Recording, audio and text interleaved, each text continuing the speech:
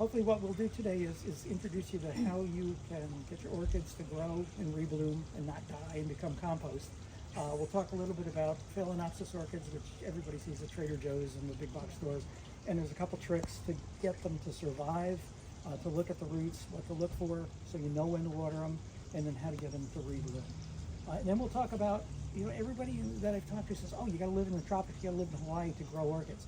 You really don't. Though the location in the Central California coast matches the mountain areas of Mexico, Central America, and South America to a large degree. So I'm in Templeton at 1,600 feet, between Templeton and Cayucas, behind Trader Joe's. My climate matches 3,000 to 9,000 feet in Central America, the higher elevations more towards Ecuador. So I can go to Equigenera, who's an orchid grower in Ecuador, and order online and get orchids that are growing at 6,000 to 7,000 feet, and they think Templeton is Ecuador, 6,000 to 7,000 feet. I got a little bit of snow, two mornings in February this year, and some of my Australian dendrobiums had snow on them. I grow them outside. 6 weeks later, they bloom. So, if you think you need to live in Hawaii, that's not the case. So they must like the shock of a different temperature? Yeah, and some orchids need a little bit of chilling, even Phalaenopsis, a little bit of cooling to properly set flower spikes and then flower. So with that, I'll let our botanist. So we'll start off with like just a true botany question. What makes a plant an orchid? So we can know. So all of these are orchids. They all look a little bit different, but the thing that makes them an orchid is that the flower occurs in three parts. So when you have the flower bud like this, there's actually three sepals that are kind of the outside covering of this, and so they're not really true petals, but they look like petals when they open up. So there's three sepals, and then there's three petals. And so if you look at this one, for instance, on the back of it, let me see if I can take it out. You could see the three sepals here. There's one here, there's one here on the bottom, and then this one on the bottom. So the petals are really also in threes. So these two are the petals, and then the third petal is often modified as a little lip, and a lot of times this is where the insect will land when it is going to pollinate it. So all orchids have that same kind of plan of three sepals, three true petals. And this is probably the most common orchid that most of us are familiar with. This is the Phalaenopsis, or the moth orchid.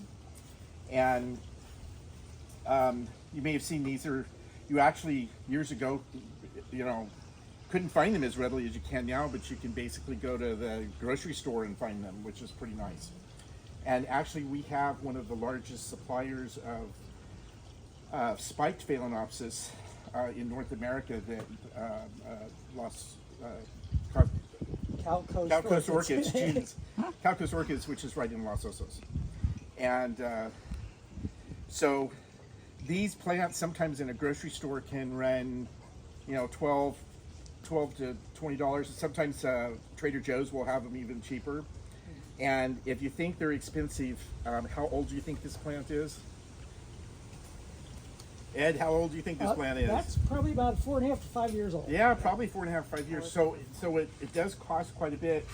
And so what happens is that when they get pollinated, they make a seed pod, and the seed pods will, eventually grow bigger, and they burst open, and orchid seeds have the smallest seeds of any flowering plant in the world, which is why we find orchids all over the planet except for Antarctica.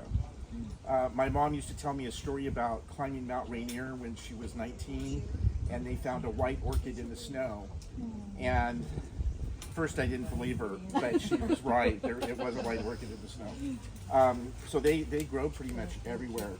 So they, in nature, though, when these open up, there could be, 500,000 seeds in here. But there's no food reserve, so the seeds aren't like a bean seed. All of that is a food reserve for the developing embryo. But orchid seeds don't have any food reserve, so they're like grains of dust. So when this opens up, they'll blow in the wind, and that's how they get disseminated everywhere. So in nature, there has to be certain conditions for them to grow and germinate those seeds. But we do it in a laboratory, and so this is a flask of orchid seedlings, and so the orchid seedlings are put into a media, which is kind of it's an agar, which is like a jello, and it's got, you know, all the nutrients and vitamins and hormones and stuff that's needed, and they'll develop into little plants, and then eventually they take these plants and grow them in the nursery. And so it takes a while to get here.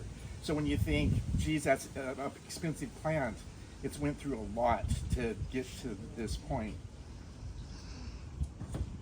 One of the things that these have that are special, so these evolved in tropical rainforests, and they basically grew on trees as epiphytic plants. So they're not in soil. You usually find them in bark or in moss, and the roots have a specialized function on them that's called a velamen. And Ed is brought you a visual to show you what this velamen does. But the velamen is interesting because it's got chloroplasts, and when this thing is watered, they will turn green.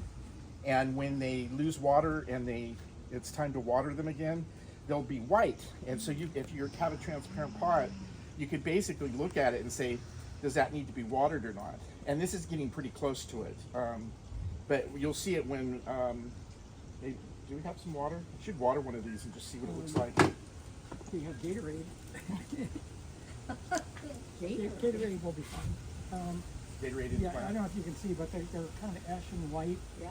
And so, and this is a good example of how to water. What you want to do, even though in Cambria water is pretty precious, you want to make sure the water flows through the pot, and you keep pouring for 10, 15 seconds. It's turning green already. And so it'll turn green, and that means it's fully hydrated and it's absorbing water.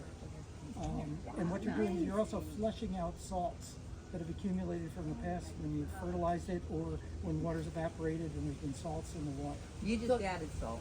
What's that? You just added salt. Yeah, I added salt, full potassium and sodium. So I shouldn't let them, because sometimes I'll water them in the sink so the water goes through and they'll sit in that water for a while, then I'll lift them up Yeah, on that. that's fine. And That's just okay? let them dry. Yeah, and if Since you- I have to recycle water here. Yeah, that's Okay. Yeah. fine. Or you can water it over your rose bush. Yeah, roses here, are you serious? You don't, Yeah. we have deer here that love Well, them. that's okay. So the visual. This is your rose bush, and that's a root of a rose bush, and it is in the soil, and it draws water in for your rose. The difference with an orchid is this is an orchid root, and what this is the white that just turned green. That's the velamen. That's the velamen. And so think about it as a sponge that surrounds the root, the true root of the orchid. And you can see the velamen in Loelia anceps. I water this every morning with a hose in my greenhouse, and they fully absorb water in the velamen, and throughout the day it goes from the velamen into the root, into the orchid, and the orchid is happy. But this has to dry out and get oxygen in order to be healthy and alive. It's living tissue. And if you keep this constantly saturated and wet in a pot particularly, it's starved of oxygen and it'll die. And then you get these little stringy kind of roots that are dead. So velamen is the key, that you're watering that, and that's why you come back a couple times and water it or mist it. Make sure the velamen is fully saturated, and then your orchid will be happy. So this is a biological feature that tells you how to take care of your orchid. So when you see that it's green, and I say, is it time to water? Now, when it turns white, or it starts, you even see here where it starts kind of looking dehydrated here, then it's time to water. People kill their orchids by overwatering them. If you planted them in dirt, it would kill them because they need oxygen. And so this is that's why we plant them in something like bark, because it's nice and airy. And so that's basically the trick to watering. The other thing is, don't get water in the crown of it. This method of growing is such that the meristem is right here, and so if you leave water in the crown of it overnight, if it's wet and it gets cool at night, it can sometimes get a bacterial infection or a fungal infection, and that's a good way to kill your plant. So we always try to water these during the in the morning so that by the nighttime it's, you know, evaporated. Or if you actually do get water in here, I've done this where I've taken like a paper towel and kind of just poked it in there and, you know, whipped the extra water out so that there's not a lot of water sitting in there. The trick to flowering these, to reflowering these, and some of you naturally come across doing this and some of you have a harder time doing this. But they figured this out, I think it was in the late 80s when they finally figured this out, that what they need is a cooling off period at night. So it needs to have a 15-degree difference between the day temperature and the night temperature. So 15 degrees cooler at night for 21 days, then it basically forces this spike to start happening. And once the spike, it's almost like, you know, pushing the on button to the dishwasher. You know, so once you've hit the on button for flowering and it starts spiking, you don't have to worry about the cooling off period anymore. So in some nurseries that grow all of these and they all flower at the same time, they actually have air conditioning and they turn their air conditioning on at night to get that, you know, extra cooling period. To get this in your house, sometimes I just had a Phalaenopsis bloom for me, and I just brought it in yesterday, and it was out on my patio, and it was covered, and they do really fine in Los Osos as long as they're not direct sunlight. So these, if you feel these when you come up, and I don't mind, it's okay to, you know, touch these, but they're kind of cool.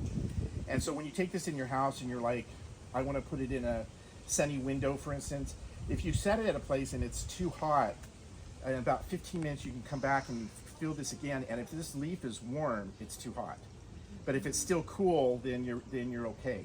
So they like kind of the dappled sunlight, which is what it would get if it was in the rainforest canopy, because, you know, the leaves are moving. So sometimes it can handle, you know, some bright light, but it doesn't like that bright, intense light for too long. And that's pretty much it, isn't it? No ice cubes? Yeah, Because that don't do the comments- ice cube thing. No question. So when they're done flowering, how far back do you cut the? So every place on, and this is botanically, any plant, any place that a leaf attaches to the stem is called a node. Right. And so actually these are, there's modified stems here. Also, any true leaf that attaches to the plant, in the axil of that leaf, it is an axillary bud. So actually each one of these is a node, so there's an axillary bud in here. So these can potentially open up and form another flower stalk. And so if you think about it though, and that say all these flowers fell off and you're waiting for next year, sometimes these will just die. And if they die, then you cut them off. And I usually cut them like above the first or even the second node. But sometimes they stay green, and the following year these will open up and they'll flower. Well, again, I want to keep, if you cut it down here, you wouldn't want it to flower up like this, Right. up here, because then it would go like this and you'd have this, you know, top heavy plant. So it really helps so that if you cut it here, then hopefully it'll open here and then it'll be nice and balanced. And then it can take up to 4 months. Once they've initiated the flower stalk, it could take up to 4 months before the flower stalk fully grows up and the buds all develop and open. So it can be a while. So you could buy it now and then the flowers die in 2 or 3 months and you just wait till the fall. Yeah, or you can do that like some people do, where they fake it out. And so, you know, originally that ice cube idea, I mean, I have to admit that years ago, I did that, but not to water the plants, but it was at night. I would put ice cubes around the pot to cool it down. It wasn't, I wouldn't let the ice go right on the roots. I would just allow, you know, like put ice cubes in the dish around it so that as they would melt, it would, you know, create some cool air for it. So some people put them in the garage or outside, or, you know, a place where they're air conditioned. I do have to also admit because, you know, we've all killed orchids, right? I don't have to. I'm not totally ashamed about it. I but don't need a class on Well said. So the first time I bought an orchid, it was like this, and I took it home, and I lived in Visalia, and it was during the summer, and it, you know, it was so hot, and so I went in, I went, Mom, look what I bought you, and she's like, oh, that's so pretty. Here, let's put it on the table, and we set it on the table, and right underneath the air conditioning vent, and so the air conditioning hit this, and by in about 3 hours, these things started drooping, and the next day they started some of them started falling off. So if you chill these, you know, really rapidly, you know, any type of temperature change that's really drastic like that can affect your plant. So generally, they like what you like, and if you're comfortable, they're comfortable. So down to 55 degrees is, you know, they can handle. They can actually handle up to 85, 90. But hopefully that's a gradual thing and not, you know, I'm putting it in an oven or I'm putting it. Yeah, so these are perfect conditions here Yep. to grow these. Want to talk about cymbidiums? Okay, cymbidiums. And this way you don't generalize about any topic, orchids in particular. Cymbidiums are done blooming, and you'll never find a cymbidium in bloom at this time of year. Except this one was growing in my backyard and it's in bloom. Cymbidiums grow Southeast Asia, semi-shady, semi-sunny forest areas. They will grow extremely well here, and even in Bakersfield, Clovis, Fresno, you can grow them outside. Look for an oak tree underhang around the house. They like a lot of moisture spring, summer, fall, and winter. So you want to keep them moist just about the entire year. Hit them with a little fertilizer. I used to live down in Claremont in the LA area. I pampered mine. I made sure they were watered well, fertilized them, and I would get blooms like this. My next door neighbor, who did nothing, who allowed the rainbird sprinklers to hit them, I don't think he ever fertilized them. I would occasionally look over our block wall, and his were twice as many flowers as mine, doing well. Yep. So you can abuse these a little bit, and they will still do well.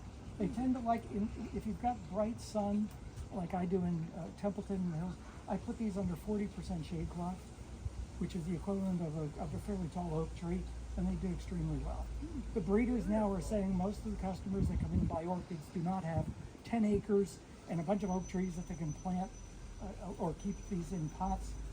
So they're developing miniature cymbidiums or pendant cymbidiums. So you'll now see a lot of growers have cymbidiums that are this tall, that'll have 15 flower spikes. They're just fantastic plants. So the new trend in cymbidiums is smaller, more flower spikes, and more pendant and more colors. So you can see a full range of white, yellows, pinks, some spotted types. So if you get a chance and you've got Phalaenopsis inside, if you want to try something outside, cymbidium is probably the most foolproof orchid you can grow. And again, growing in bark, you can put them in bark and a little bit of perlite mixture, as long as it's very porous. Big fibrous root system. This should have been repotted probably last year, and we just haven't gotten around to it. And it's still sent up 3 flower spikes. They're orchids we can grow outside. So other things that you can grow outside is, and I have a lot of these, and these are really brilliant. I'm sorry. Yeah.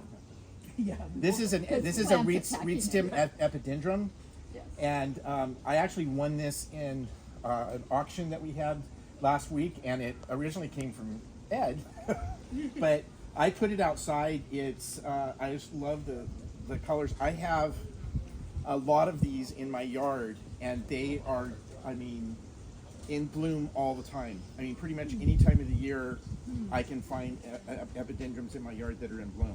And I get the little baby plants on those right now. Yeah. Yes, and these are the ones that'll form little babies or kikis off of the stem, and once they get the roots are long enough to pot, you can break them off and plant them.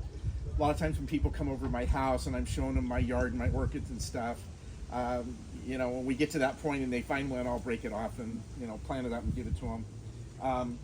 These just readily grow outside. What's that? We need to visit your yard. There you go. Yeah. Yeah, sure. So there's a lady that lives across the street from me, and her entire front yard is full of epidendrums. And hers are, she's got them elevated a little bit off of the ground, but they're all like this tall, and the hummingbirds love them. And as a matter of fact, the seed pods that I brought are from one of the epidendrums from outside, because they're just constantly, there's hummingbirds that are looking after them. So actually, the nursery has one of these epidendrums here for sale. They have those white one, which is actually no problem. So the other thing that I grew outside are this is a Sarcochilus.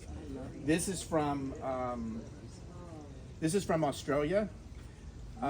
These are only found at Sunset Valley Orchids, which is in Vista, California. In nature, most of these are kind of white, off-white. They've been doing a lot of breeding. That we're in something like the 4th generation of breeding, and they're coming up with these that are yellows and reds, solid reds, polka dotted, pinks. So there's all sorts of colors of these that are being offered. They have this interesting kind of growth that's kind of like what you see in corn, and it's called a monopodal growth, whereas a lot of orchids are underground rhizome like the Laelia, and they'll bloom like from the ends, but these will bloom from areas where they've already bloomed before. So unlike a lot of orchids that have to have the new growth to bloom, these guys will actually bloom again off of old growths. So eventually, this is only, I think this is only the second time that this has bloomed for me. So next year it'll be bigger, and so I expect it'll have even more. And so eventually, it'll be just covered, and it makes a nice little specimen plant.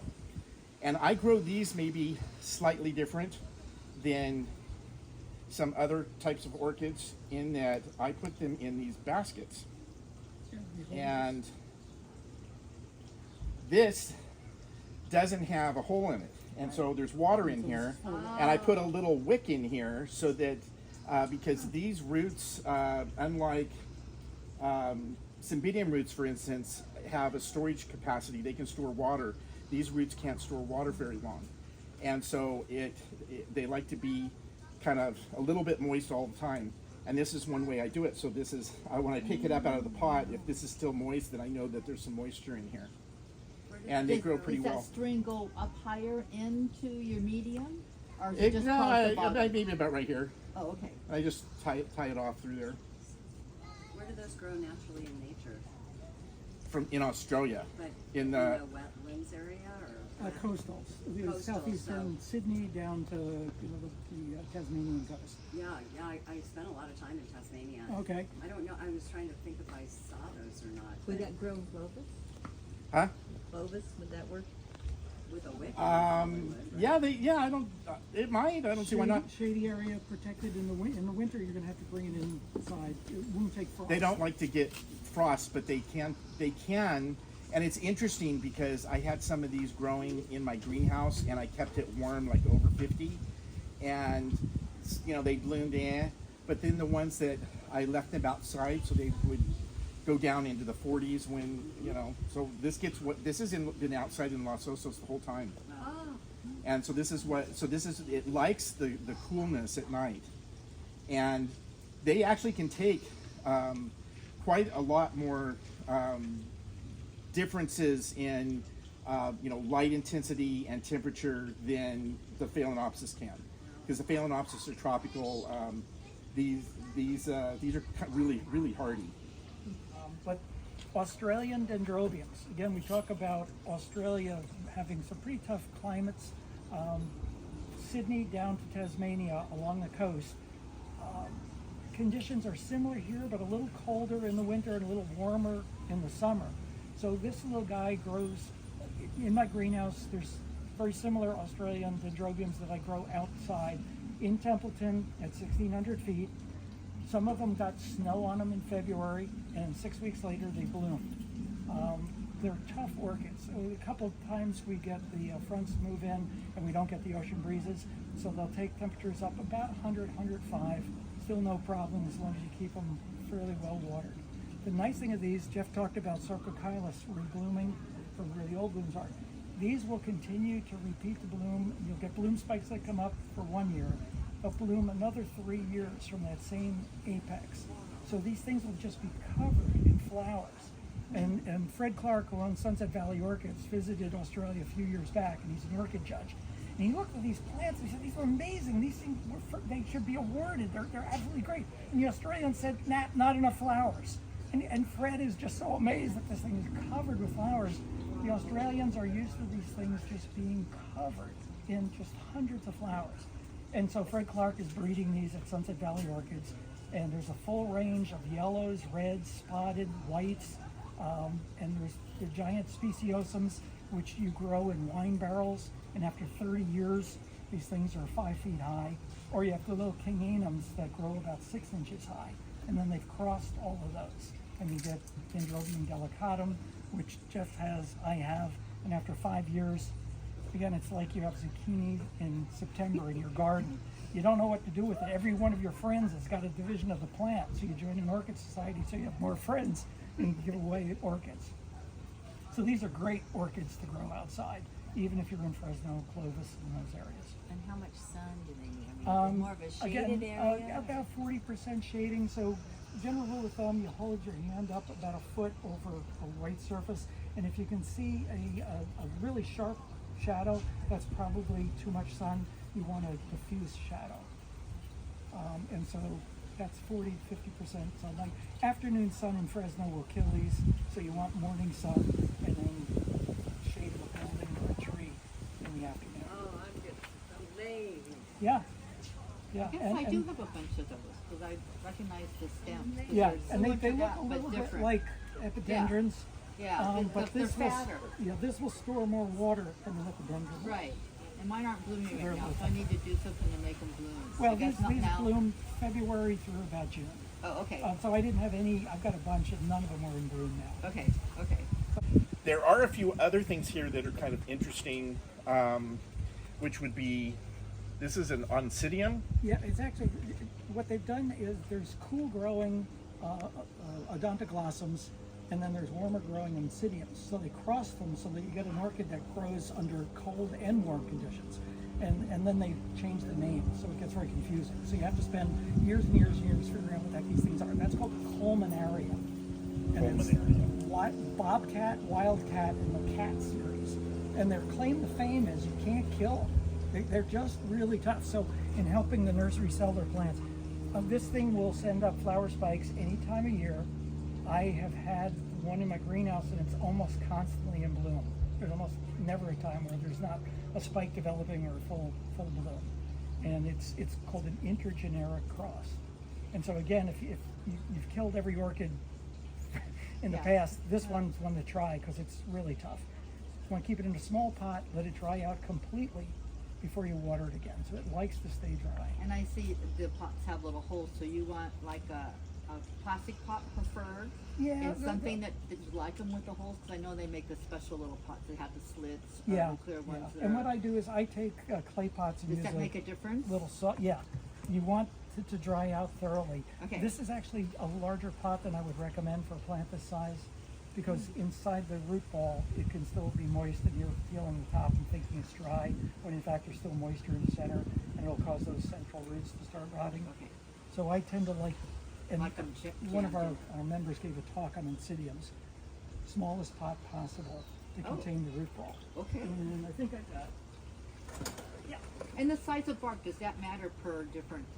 Because I know sometimes you can buy the smaller one. I was liking that more, and I know with my cymbidiums, I would like the bigger bark. A lot of it depends on how you like the water. I like the water every day. Oh, And no. It's kind of visiting my Oh, no. orchids and making sure. So I use really large bark so Okay. that there's a lot of big air spaces and I can water it and it quickly drains. If Okay. you travel for business or you go on vacations or whatnot, smaller bark has smaller pore sizes between the bark. It'll stay wet longer. So you Okay. can go maybe a week before you have to water. Okay. But what I do is I take clay pots and take a little diamond grinding saw and cut slits in the pot. Oh, I'm You can not get doing orchid that. pots. I'm not doing that. You can get orchid pots that have holes already in them. That's what I said. And the Because potter I gets just it. put them in cute things like Yeah. this. I put So- the cheap plastic ones That's what I've been inside. doing, is using the What I do baskets is though. I use Oh, net that. pots, which you get at Amazon. And then I can set them in Set them in like this. And we talked Right. about an Fresno, outer pot. Right. And so, and then I set this on a tray of gravel, so the clay pot stays constantly wet, but it doesn't wet the roots and keeps the roots on really humid. And those are called orchid pots? Yeah, they're called net pots, NET. Yeah. Yep. And if you go to Amazon, there's a company called CZ, Charlie Zebra. And CZ has a much larger pot, and those would be the ones to get. Okay. Yeah, because I like them in the cute pots if you want to bring them in for a minute. Yeah. Or just in my little greenhouse. They look cuter in a cute pot. Jeff, did you want to talk about the other, either intergenerics, or I probably should talk a little bit about the Vanda? Yeah, why don't you? I'll Okay, and stand back here. again, this is growing in my greenhouse. It is spectacular. Yeah, it's one of those, kind of wow plants where you invite the neighbors over and go look at that. Yeah. The nice thing is this Vanda will stay in bloom for about 2 months, and it'll bloom twice a year. And this has two parents. One of them is Vanda cerulean, like cerulean blue, the artist color. Vanda cerulea grows in the Himalayas, northern part of India. It's one of the few Vandas that's not tropical. There are pictures of Vanda cerulean blooming with snow on the crevices of the leaves. It's extremely cold tolerant and warmth tolerant. So when you cross it with other Vandas, some of them inherit the cold tolerance. So this winter, with all the heavy winds and the rain we had, one of my panels of my greenhouse blew out. And I didn't discover it till the next day. So this took 38 degrees for a couple mornings till I fixed the side panel in the greenhouse. And right now, in the greenhouse, it's been 90 to 95 degrees. And it's blooming pretty nicely. This is all sphagnum moss. Excuse me, this is all Spanish moss. And Vanda roots like to stay humid. Because I'm kind of dry in Templeton, I grow a lot of Spanish moss around the roots. So when I water it, the moss stays moist and it keeps the roots moist. The other thing you can do is if you want to grow this inside of the windowsill, get a tall glass vase and suspend the pot or just tuck the pot in the top. Keep a little water in the clear glass cylinder, and that'll keep the roots real moist. Can we use our native little lichens that's like a moss? I've tried that, and the lichens, when I bring them into the greenhouse, die. Yeah, they they seem to dry up like easy, cool don't they? temperature. Yeah, so this is actually a bromeliad, even though it's called Spanish moss. Right. And it loves greenhouse-like conditions, and I'd recommend you. Yeah, because I've never had good luck with that work. Yeah. Southern California does not like it though. Yeah, and again, this gets misted in India, where it's native, monsoons in the summertime.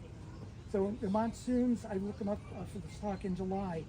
Average in July is 103 inches of rain in northern India. So you can water this 3 inches a day, and it'll think it's home in the Himalayas. You can't overwater this orchid, particularly if the roots are hanging out in there. Oh my God. And there's a whole bunch of Vandas just like this. Some of them are white with purple spots. Again, Santa Valley, Santa Barbara Orchid Estate is known for their Vandas, and that's where this one comes from. Okay, so I want to talk to you a little bit about this thing. I'm glad that you brought it. This is one of these intergenerics. It's interesting because if you remember from biology what the definition of a species is. I don't remember. This is kind of a, That's it's kind of a long question. time ago. Yeah, so a species is something that's reproductively isolated.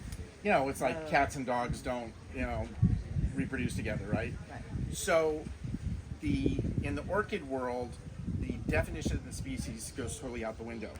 So not only can you cross different species of orchids, but you could actually sometimes cross different genera of orchids. And so this is one of them. This is an intergeneric. It's crossed with, it's an SLC on the name, on the tag, SLC, which is a Sophronitis and a Laelia and a catteleya all crossed together. So when they originally, the big thing in like the 1800s when they had orchids in England and people went absolutely crazy over them, and they would get these catteleyas, and catteleyas are generally have the same flower shape, but the flowers can be like this. I mean, they can be really much huge. like the Laelia. Yeah, and that's a Laelia, so that's one of the things that it's crossed with. Then Sophronitis is a particular genus that has this red color, and so what they've done now is that it used to be that if you wanted a catteleya and you could buy one, they were huge plants. I mean, and they can take over I mean, you can see how Yeah, it's that- a lot that's bigger. a moderate sized one. So it takes a lot of space to grow the thing. And then they would only bloom once a year off of the new growths. And, you know, they'd enjoy them for 3 weeks or however long that they're on there, and then they're gone, and you have another year to wait. Well, if you have a big, huge, you know, Victorian greenhouse with all this space, it may not be such a big thing to have, you know, all these plants you want. But, you know, when we're home growers and we don't have a lot of space, it's kind of like you get a catteleya and you go, oh, this is really great. And then after waiting and waiting and waiting for it, well, now the new breeding is to make these smaller. And so now there are compact catteleyas, which are under 10 inches tall. And then there's mini catteleyas that are under 6 inches tall. And they have the same beautiful flowers that the large catteleyas have, but they also will bloom 2 or 3 times a year. Oh my god. So a lot of improvement on breeding, and the forms of these flowers have been, you know, they're just incredible. The other thing is the Sophronitis is a cool growing species, and so it tends to impart that characteristic in its offspring, that they'll be red, hopefully, and they can tolerate some cool temperatures. Whereas a lot of the real warm growing catteleyas, we wouldn't have as much luck growing them around here, I don't think. So maybe in Ed's greenhouse where it's, you know, a lot warmer. But anyway, these are a real find. And so these again are from Sunset Valley Orchids, which is, you know, they've just done some incredible breeding there. So anyway, I had to point that one out.